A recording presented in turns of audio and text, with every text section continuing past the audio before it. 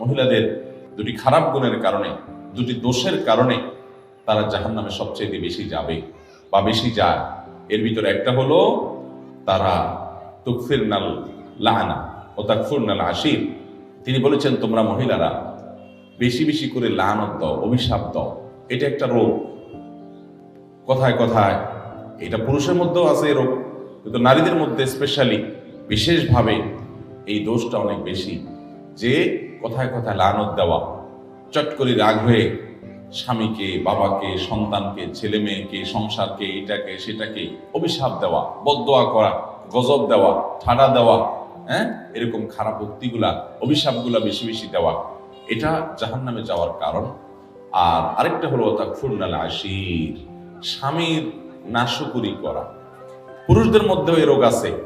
পুরুষও নাশকরি করলে তার ঠিকানা জাহান্নাম হবে, এতে কোনো সন্দেহ নাই। অনেক পুরুষ আছে যে তার মহিলা, তার স্ত্রীর সাথে তার সম্পর্ক ভালো, স্ত্রী সব দিক থেকে ভালো, একদিন একটু উল্টাপাল্টা হলে সে সাথে সাথে সারা বছরের সকল অবদানকে অস্বীকার করে।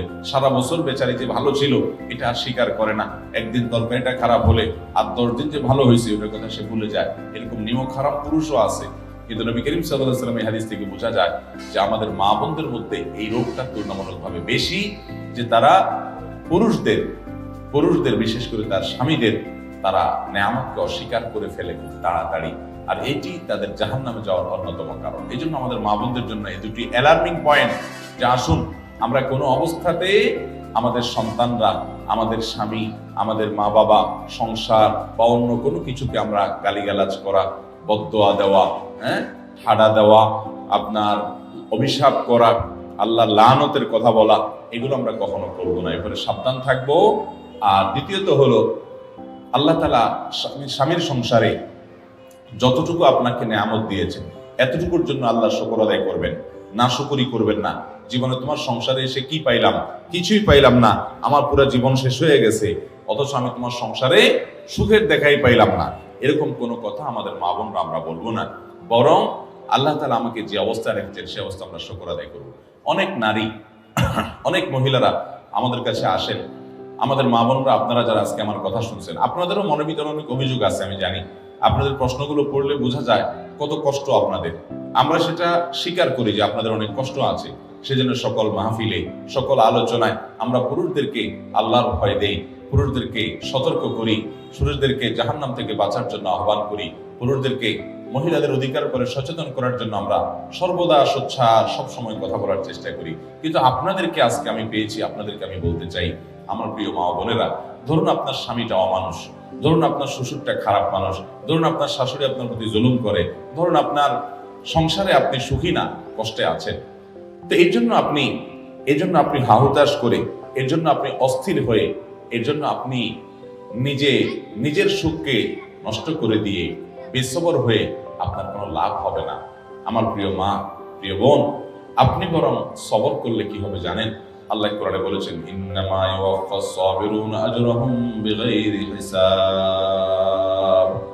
যারা ধৈর্যশীল হবে, যারা সবর করবে, দুনিয়ার বিভিন্ন কষ্ট, দুঃখ, মুসিবত, এগুলোকে আল্লাহর দিকে তাকিয়ে যে সবর করলে আল্লাহ তাআলা সওয়াব দেন, জান্নাত দেন, আল্লাহ খুশি হন। আল্লাহ বলেছেন, ইন্নাল্লাহা মাআস সাবিরিন, আল্লাহ ধৈর্যশীলদের সাথে থাকেন। আল্লাহ বলেছেন, আল্লাহ ইউহিব্বুস সাবিরিন, তিনি ধৈর্যশীলদের পছন্দ করেন, ভালোবাসেন। ধৈর্যশীলদেরকে এত মর্যাদা আল্লাহ দিয়েছেন। আল্লাহর কাছ থেকে সওয়াবের আশায় যারা একটু ধৈর্য ধারণ করে, সবর করে, হজম করে নেয়, ঢোক গিলে নেয়, নিয়ন্ত্রণ করে নেয়, মেনে নেয়, মানায় নেয় নিজেকে, এই মানুষগুলো, তাদের সম্পর্কে আল্লাহ বলেছেন, ইন্নামা ইউওয়াফাস সাবিরুনা আজরাহুম বিগাইরি হিসাব। ধৈর্যশীলদের বিনিময় আল্লাহ রাব্বুল আলামিন হিসাব ছাড়া দিবেন। কোনো হিসাব করে আপনাদেরকে দিবেন না। যখন আপনি ধৈর্যশীল হবেন, যখন আপনি সবরকারী হবেন, আল্লাহ তাআলা আপনাকে ডাইরেক্ট দিয়ে দিবেন, কোনো হিসাব নিকাশ করে দিবেন না। আল্লাহর কাছ থেকে হিসাব নিকাশ করে জান্নাতে যাওয়া এত সোজা কাজ না। আল্লাহ যদি বিনা হিসাবে কাউকে জান্নাতে দেয় তাহলে সেটা সহজ। আর বিনা হিসাবে জান্নাতে যাওয়া, এই সৌভাগ্য অর্জন হবে সবরকারীদের, ধৈর্যশীলদের।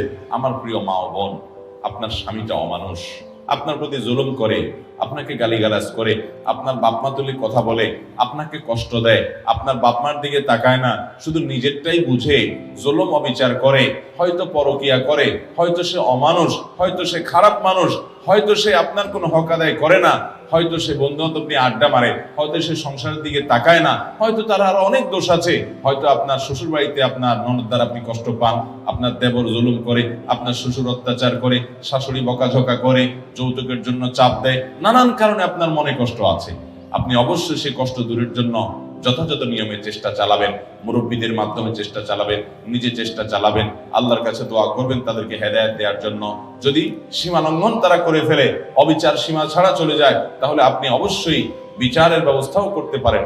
30 বছর জুলুম সহ্য করেছেন, 40 বছর সাংসারিক জীবনে জুলুম সহ্য করেছেন। এই তো আমার কাছে এমন নারীও এসেছেন, এসে মনের দুঃখে ফোনে এক ভদ্র মহিলা আমাকে বললেন যে হুজুর, মানুষের জীবনে দুঃখ থাকে একদিকে, আমাকে আল্লাহ সব দিক থেকে দুঃখের মধ্যে রেখেছেন, পরীক্ষার মধ্যে ফেলেছেন। কিভাবে? বললেন যে বাবার বাড়িতে কোনো ঠিকানা নাই যাওয়ার, এবং সেখানে থাকার কোনো ব্যবস্থা সুযোগ আমার নাই। স্বামী আমার অমানুষ যত রকম হতে পারে, পরকিয়া শুধু করে না, আমার ঘরে অন্য মেয়েদেরকে তাদের সাথে হারাম সম্পর্ক করে। একজন নারীর জন্য এটা কত বড় বেদনা। শুধু আমার ঘরে না, আমার কক্ষ থেকে আমাকে বের করে দিয়ে সেখানে সেটা দখল করে সে। এটা যে একজন মহিলার জন্য কত কষ্টের হুজুর, সেটা আপনাকে বলে বোঝানো যাবে। এরপরে বললেন যে আচ্ছা ভালো, স্বামীটা খারাপ গেল, আমি সবর করলাম, আমার ছেলে মেয়ে বড় হয়েছে। দুঃখের বিষয় হলো সেগুলো অমানুষ, একটা আমাকে দেখতে পায় না, আমার গহনাগুলো নিয়ে চুরি করে বিক্রি করে ফেলে। ওরা দেশের বাইরে থাকে, ওদের টাকা পয়সার অভাব নাই, কিন্তু আমাকে মা হিসেবে তারা স্বীকৃতি পর্যন্ত দেয় না। এরকম স্বামী অমানুষ, সন্তানরাও অমানুষ, বাবার বাড়িতেও যাওয়ার জায়গা নাই, এরকম একটা জনম দুঃখী মানুষ আরেকটা আছে কিনা সমাজে আমি জানি না। ভদ্র মহিলা মনের দুঃখ আমাকে কথাগুলো বলতেছিলেন। ভাইরা আমার, আমি তাকেও বলেছি বোন, আমি আপনার কষ্ট বুঝতে পেরেছি। আল্লাহ তাআলা আপনাকে ধরুন জনম দুঃখী করলেন, চিরদুঃখী করলেন, কোন দিক থেকে আপনার সুখ হলো না। এরপরও আপনি যদি এইভাবে চিন্তা করেন যে আমার সকল দুঃখের বিনিময়ে, সারা জীবনের দুঃখের বিনিময়ে আল্লাহ তাআলা যদি আমাকে জান্নাতটা দিয়ে দেন, এটা থেকে লস প্রজেক্ট হবে ব্যবসা নাকি লাভের হবে? কেমনে লাভের হবে বলেন তো? কারণ আমি কষ্ট করেছি 30 বছর বা 40 বছর, এর বেশি তো না। একজন মহিলা বিয়ে হওয়ার পরে কত বছর বাঁচে? 40 বছর, 30 বছর, 50 বছর, এর বেশি তো বাঁচে না সাধারণত আমাদের দেশে গড়াই ওঠে। তাহলে 30-40 বছর আপনি কষ্ট করলেন, সব ধরনের জুলুম সহ্য করলেন, এর বিনিময়ে আপনি জান্নাত পাইলেন কয়শো বছরের জন্য? অনন্তকালের জন্য, অসীম কালের জন্য। মৃত্যু আর কখনো আসবে। তাহলে 30-40 বছরের কষ্টের বিনিময়ে যদি অনন্তকালের চিরসুখ পাওয়া যায়, লাভ হলো না লস হলো? অতএব সবর করতে হবে, ধৈর্য ধারণ করতে হবে। ধৈর্যশীলদেরকে আল্লাহ তাআলা তাদেরকে বিনা হিসাবে দিবেন পুরস্কার, বিনিময় বিনা হিসাবে জান্নাত দিবেন। অতএব আমরা সবর করবো তো ইনশাআল্লাহ। আল্লাহ আমাদের মা বোনদেরকে সবর করার তৌফিক দান করুন।